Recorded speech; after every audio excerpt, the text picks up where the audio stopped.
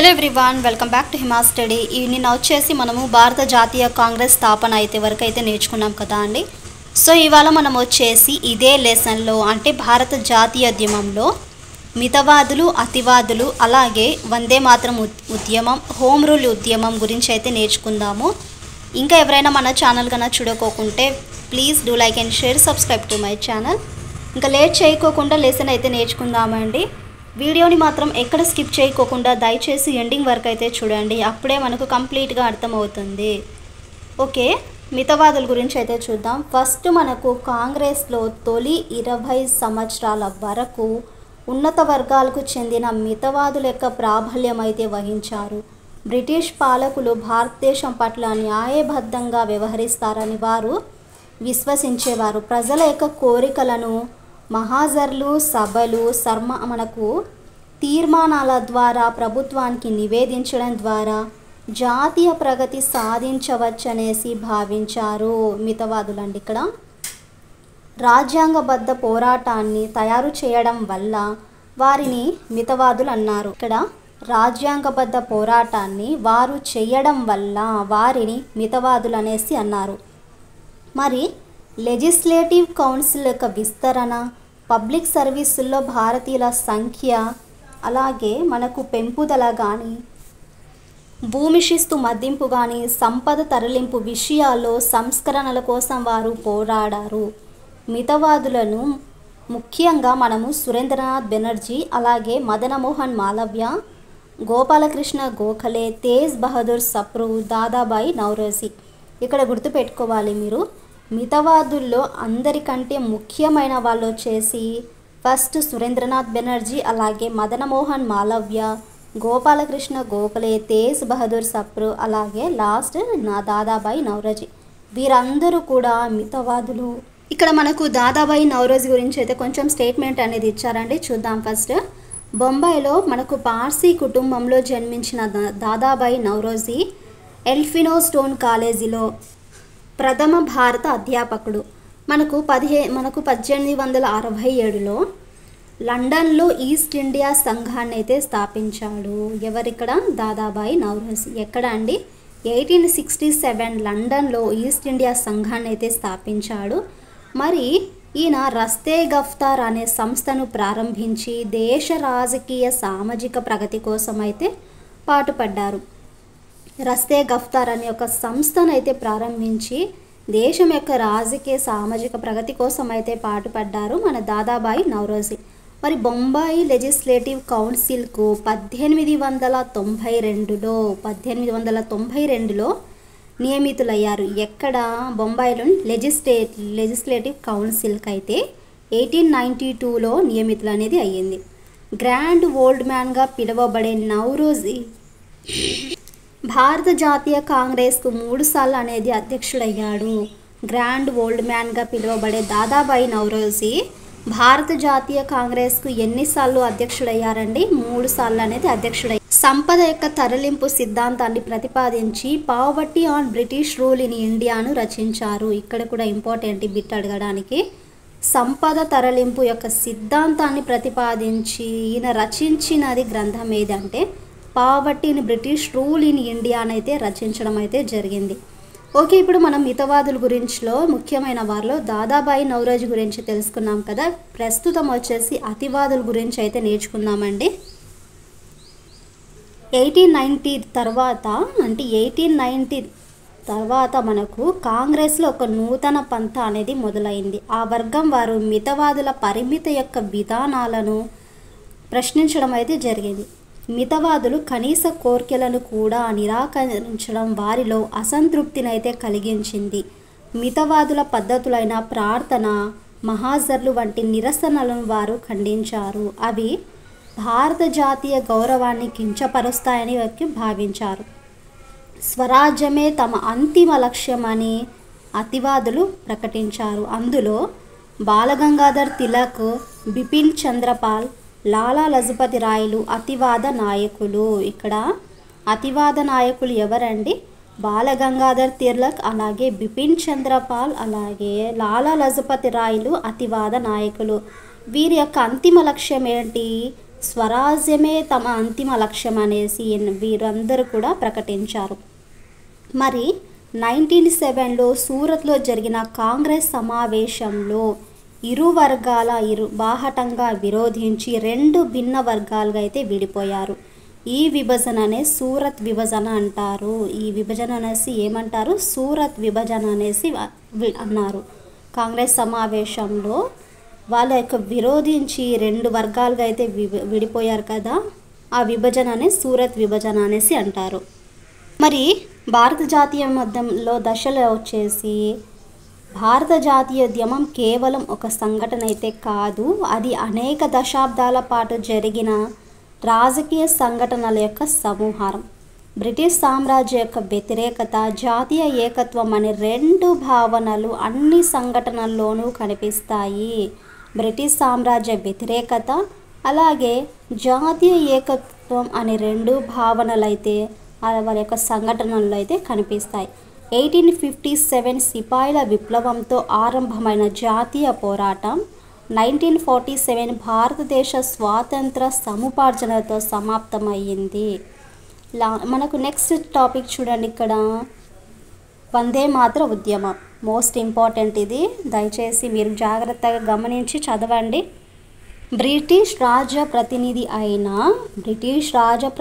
అయిన lord Curzon 1905 ఇయర్లో బెంగాల్ విభజన అనేది ప్రకటించాడు. ఇంపార్టెంట్ ఇక్కడ. బ్రిటిష్ యొక్క రాజప్రతినిధి అయిన లార్డ్ కర్జన్ 1905లో బెంగాల్ విభజన అనేది ప్రకటించాడు.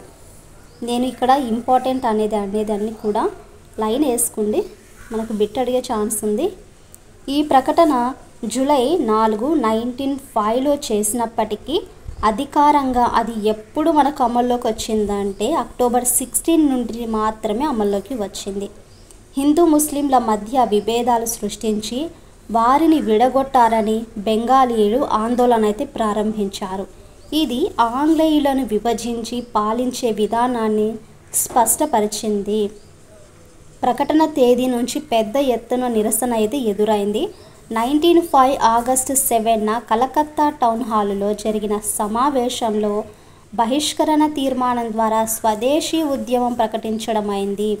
1905 ఆగస్టు 7న కలకత్తా టౌన్ హాలులో జరిగిన సమావేశంలో బహిష్కరణ తీర్మానం ద్వారా స్వదేశీ ఉద్యమం అనేది ప్రకటించడమైంది. బెంగాలీల విభజన జరిగిన తర్వాత మనకు అక్టోబర్ 16న సంతాప దినంగా ప్రకటించి సామూహిక ఉపవాసాలు అనేది చేశారు.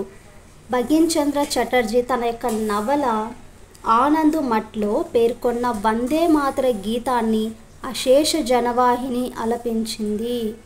మనకిక్కడ బంకిం చంద్ర చటర్జీ తన యొక్క నవల ఆనంద్ మఠ్లో పేర్కొన్న ఈ యొక్క వందే మాతర గీతాన్ని అశేష జనవాహిని అనేది ఆలపించింది. నెక్స్ట్ వందే మాతరం గీతం దేశాన్ని ఒక మాతృమూర్తిగా అభివర్ణించి దేశం యొక్క ఔన్నత్వాన్ని అయితే స్తుతించింది. ఉద్యమకారులు ఒక నూతన ఉత్తేజాన్ని అయితే ఇచ్చింది. తరువాత కాలంలో మనకు వందే మాతరం ఒక ప్రార్థన గీతంగానే కాక ఇతర ఉద్యమాల కాలంలో నిరసనలు కానీ పికెటింగ్లు చేసేటప్పుడు మనకు ఒక నినాదం అయినది. చూడండి, లాల్ బాల్ పాల్ గురించి ఇచ్చారు. మితవాదుల కంటే బ్రిటిష్ పాలన పట్ల అసహనంగా ఉన్న అతివాదులు ఈ నూతన స్వదేశీ బహిష్కరణ విధానంతో మంచి ఫలితాలు ఉంటాయనేసి భావించారు.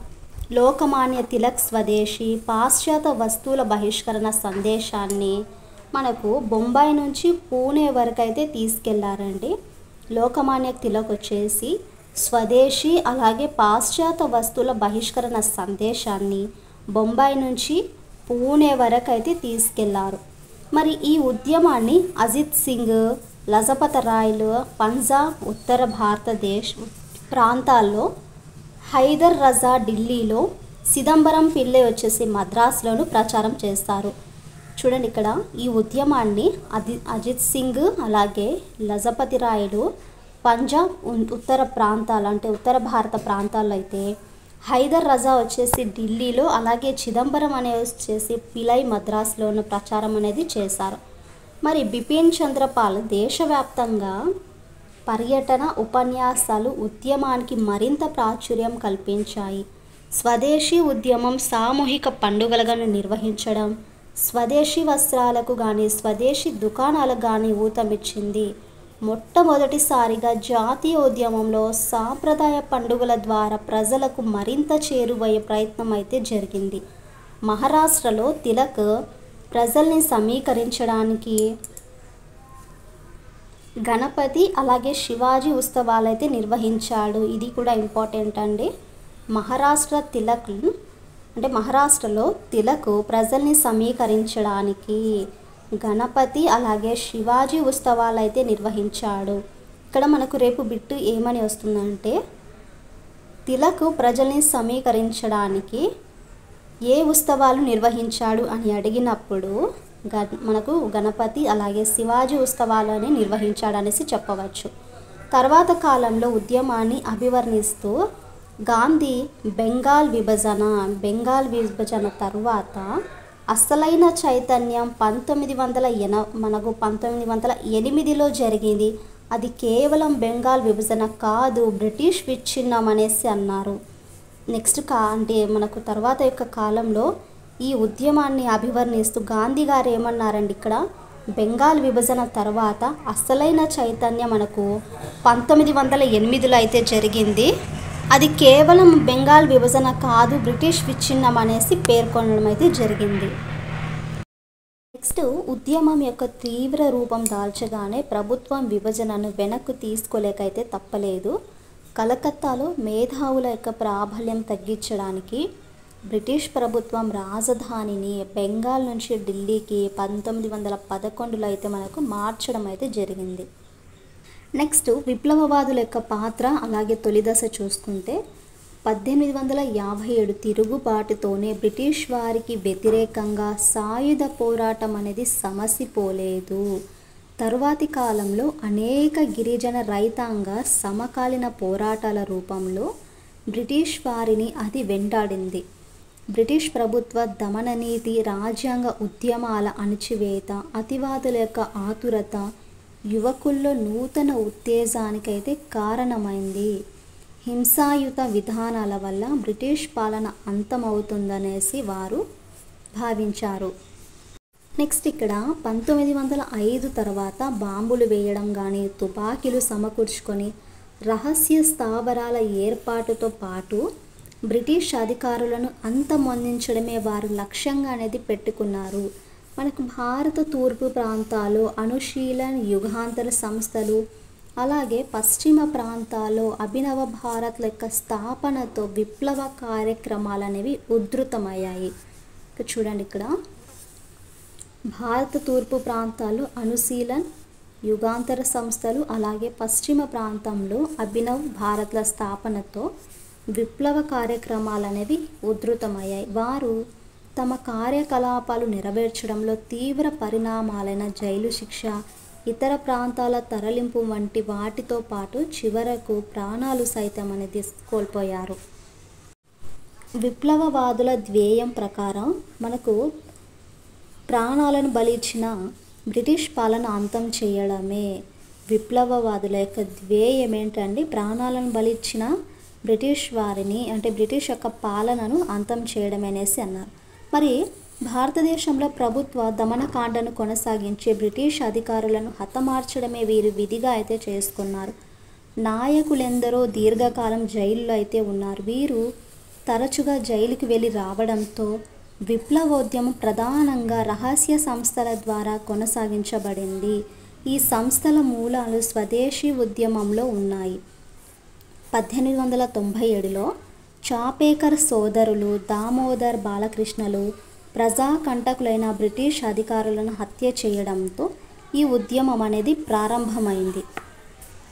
1908లో కుందీరామ్ బోస్, ప్రఫుల్ల చాకి అనే విప్లవకారులు ప్రజా వ్యతిరేకి ముజఫర్పూర్ జడ్జి కింగ్స్ ఫోర్డ్ ప్రయాణిస్తున్నాడనుకొని ఒక బండిపై బాంబు అనేది విసిరారు. ఇక్కడ గుర్తు చూడండి, 1908లో క్షుదీరామ్ బోస్ అలాగే ప్రఫుల్ల చాకి అనే విప్లవకారులు ప్రజా వ్యతిరేకి అయిన ముజఫర్పూర్ జడ్జి కింగ్స్ ఫోర్డ్ ప్రయాణిస్తున్నాడు అనుకొని ఒక బండిపై బాంబ్ అనేది విసిరారు. కానీ దానిలో 2 బ్రిటిష్ మహిళలనే ఉన్నారు. చాకి స్వయంగా కాల్చుకొని చనిపోగా ఖుదీరామ్నైతే ఉరి తీయడం అయితే జరిగింది.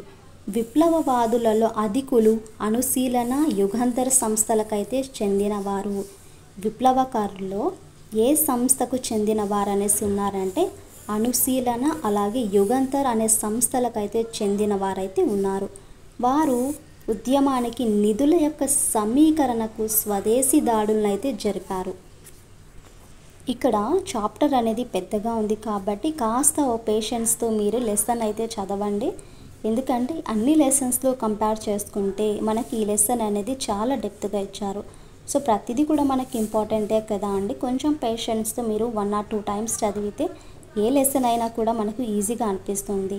సో స్కిప్ చేయకోకుండా ప్రతి పాయింట్ని కూడా మీరు అర్థం చేసుకుంటూ చదువుతూ ఉండండి. నెక్స్ట్ ఇక్కడ విదేశాల్లో అయితే కార్యకలాపాలు ఇచ్చారండి. నెక్స్ట్ సబ్ టాపిక్ కన్నా చూసుకుంటే మోస్ట్ ఇంపార్టెంట్ టాపిక్ వచ్చేసి హోమ్ రూల్ ఉద్యమం. మొదటి ప్రపంచ యుద్ధంలో బ్రిటిష్ వారికి సాయం చేసిన భారతీయుల్లో కొందరు యుద్ధం తర్వాత ఆంగ్లేయులు స్వరాజ్యం ప్రకటిస్తారనేది విశ్వసించారు. కానీ అదేమి జరగకపోవడంతో స్వరాజ్య సాధనకైతే ఉద్యమించారు. ఈ ఉద్యమానికి అన్బిసెంట్ అనే ఐరిష్ వనిత బాలగంగాధర్ తిలక్ అయితే సారథ్యం అనేది వహించారు. హోమ్ రూల్ ఉద్యమం దేశవ్యాప్త సభలు, కరపత్రాలు, ఊరేగింపుల నిర్వహణ ద్వారా నూతన ఉత్సవాన్ని రాజకీయ కార్యకర్తల్లో అయితే కలిగించింది. ఇక్కడ చూడండి, ఈ ఉద్యమానికి ఎవరు మనకు సారథ్యం అనేది వహించారంటే అన్బిసెంట్ అనే ఐరిష్ అనే వనిత అలాగే బాలగంగాధర్ తిలక్ అయితే ఈ హోమ్ రూల్ ఉద్యమానికి సారథ్యం అనేది వహించారు. మరి అంతకుముందు విభేదించి విడిపోయిన కాంగ్రెస్, ముస్లిం లీగులు కూడా స్వదేశీ సాధనకై ఒక్కటై పోరాడాయి. ప్రభుత్వం తిలక్ను పంజాబ్కు రాకుండా ఆంక్షలు అనేది విధించింది. మరి అన్బిసెంట్ అలాగే మౌలానా మహమ్మద్ షౌకత్ అలీలనైతే నిర్బంధించింది. 1908 నుంచి 1914 వరకు తిలక్ కారాగార శిక్ష అనేది అనుభవించాడు. 1908 నుంచి 1914 వరకు బాలగంగాధర్ తిలక్ వచ్చేసి కారాగార శిక్ష అనేది అనుభవించారు. అన్బిసెంట్ తిలక్ హోమ్ రూల్ ఉద్యమంతో జాతీయ ఉద్యమానికి ఒక నూతన శకం అనేది ఆరంభమైంది. ఎవరి వల్ల?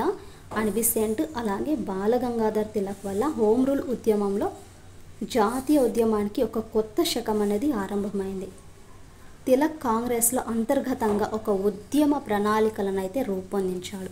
తిలక్ సమకాలీనంగా అన్బిసెంట్ కూడా ఉద్యమాన్ని అయితే కొనసాగించారు. Tilak home rule league Maharashtra, కర్ణాటకలో చురుకుగా పనిచేయక అన్బిసెంట్ లీగ్ వచ్చేసి మద్రాస్ అడయార్లో కేంద్ర కార్యాలయాన్ని ఏర్పరచుకొని దేశవ్యాప్తంగా ఉద్యమాన్ని అయితే నడిపారు. ఇక్కడ వచ్చేసి తిలక్ వచ్చేసి మహారాష్ట్ర అలాగే కర్ణాటకలో పాల్గొంటే అన్బిసెంట్ వచ్చేసి మద్రాస్ అడయార్లోని కేంద్ర కార్యాలయాన్ని ఏర్పరచుకుని దేశవ్యాప్తంగా ఈ ఉద్యమాన్ని అయితే నడిపారు. మరి దేశవ్యాప్తంగా చర్చలు, పఠనాలయాలు అయితే పెరిగాయి. కరపత్రాల పంపిణీ కానీ ఉపన్యాసాల ద్వారా ప్రజల్లో ఉత్తేజం అనేది మనకు ఉత్తేజపరిచారు. హోమ్ రూల్ ఉద్యమం భారతదేశ స్వాతంత్రాన్ని లక్ష్యాన్ని ప్రకటించకపోయినా కూడా బ్రిటిష్ వలస విధానం కార్యక్రమాల్ని వ్యతిరేకిస్తూ ఉద్యమాన్ని అయితే నడిపింది. మొట్టమొదటిసారిగా జాతీయోద్యమంలో అనేక నూతన నాయకులు రావడం, ఉద్యమం వచ్చేసి బెంగాల్ నుంచి పంజాబ్, మహారాష్ట్ర, దక్షిణ భారతదేశం అంతటా విస్తరించడం హోమ్ రూల్ యొక్క ప్రత్యేకత. మొట్టమొదటిసారిగా జాతీయోద్యమంలో అనేక నూతన నాయకులు అయితే వచ్చారు. మరి ఉద్యమము బెంగాల్ నుంచి పంజాబ్ కానీ మహారాష్ట్ర కానీ దక్షిణ భారతదేశం అంతటా కూడా విస్తరించడం ఈ హోమ్ రూల్ యొక్క ప్రత్యేకత. కాంగ్రెస్లో చాలామంది మితవాదులు కూడా హోమ్ రూల్ ఉద్యమంలో చేరిపోయారు. అంతకుముందు ఉద్యమంలో మాదిరిగా కాకుండా హోమ్ రూల్ ఉద్యమం అనేది భారతదేశం అంతా వ్యాపించింది. కానీ 1918లో ఈ ఉద్యమం అనేది బలహీనపడింది. ఇదే అండి ఈ క్లాస్ అయితే. ఈ వీడియోలో మీరు వచ్చేసి మితవాదులు అతివాదుల గురించి, అలాగే భారతదేశ జాతీయోద్యమ దశలు అనేవి చూశారు. అలాగే వందే మాతర ఉద్యమం కానీ, విప్లవవాదుల యొక్క పాత్ర తొలి దశలో ఎలా ఉండేది, హోమ్ రూల్ ఉద్యమము, మహాత్మా గాంధీ యొక్క తొలి ఉద్యమాలు, ఈ టాపిక్ అయితే టుమారో అయితే డిస్కస్ చేద్దామండి. ఇప్పటికీ హోమ్ రూల్ ఉద్యమం వరకు అయితే కంప్లీట్ చేస్తాను. అన్నీ ఒకేసారి నేర్చుకుంటే కన్ఫ్యూజ్ అవుతారు కాబట్టి ఈ క్లాస్ని మాత్రం నేను 3 వీడియోస్కి అయితే చేస్తానండి. ఐ హోప్ మీ క్లాస్ నచ్చిందనేసి అనుకుంటున్నాను. మన క్లాసెస్ కన్నా మీకు యూస్ఫుల్ అంటే please do like and share, subscribe to my channel.